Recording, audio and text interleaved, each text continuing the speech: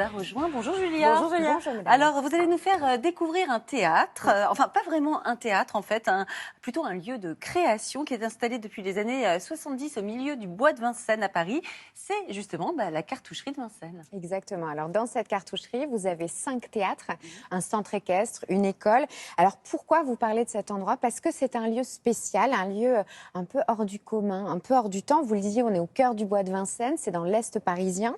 Donc une cartoucherie qui est devenue ce lieu. Alors un lieu aussi, moi je me suis vraiment focalisée sur notamment le théâtre de la Tempête, parce que dans ce théâtre, on a une programmation qui est une vraie rencontre artistique aussi, très moderne, très originale, assez inattendue, où on va trouver plein de choses très sympathiques. Alors justement, sur cette programmation, que peut-on trouver en ce moment?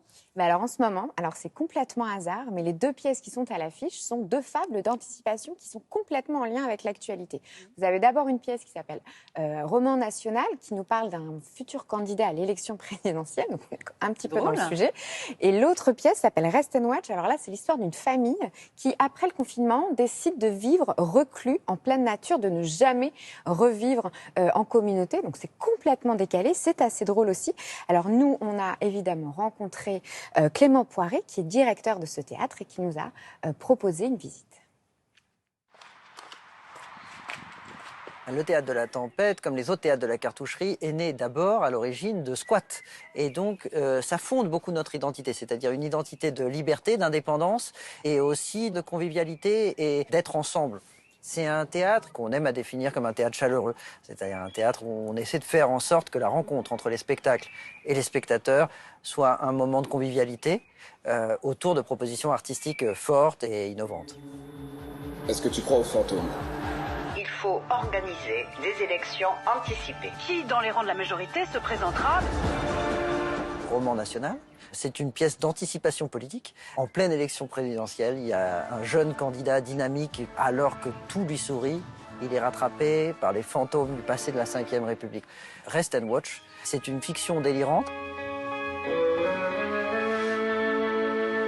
Ça commence au moment du confinement et on voit des personnes qui choisissent de ne plus participer à ce monde qui va à sa perte et vivre en observant simplement et en mangeant des noix. Tu fais quoi aujourd'hui?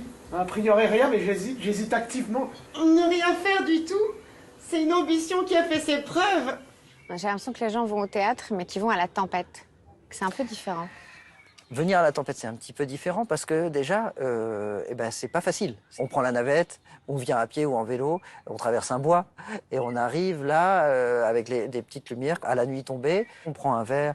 Quelque part, on fait quelque chose qui est devenu rare, c'est-à-dire qu'on a le temps de préparer son corps, son esprit, de se détendre pour pouvoir accueillir un spectacle. C'est pas facile d'accueillir une proposition artistique, parfois dure, parfois même dans l'humour. On a besoin que l'expérience soit complète. Bonsoir mesdames, messieurs. L'ouverture des portes pour la pièce Roman national va se faire dans 5 minutes. Alors, ce qui est bien, Julia, c'est que quand on va à la Tempête, on va pas seulement au théâtre, on y mange aussi, on y flâne, on découvre des spectacles étonnants et on participe à la création culturelle, en fait. Exactement, c'est un théâtre subventionné.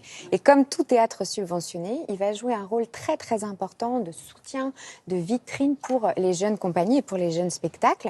C'est un peu l'esprit d'un mini-festival d'Avignon. On va être programmé à la Tempête et grâce à ça, on va rencontrer des producteurs potentiels pour être ensuite dans un théâtre à Paris ou même pour être produit en tournée. On va se faire remarquer grâce à à la Tempête. On va se faire remarquer, ça va être un vrai tremplin qui va permettre à la diffusion de spectacles de ces jeunes compagnies et de ces compagnies aussi qui viennent de province et qui vont passer cette frontière de l'Est parisien pour ensuite être présents à Paris. C'est ça, c'est un enjeu important pour ces...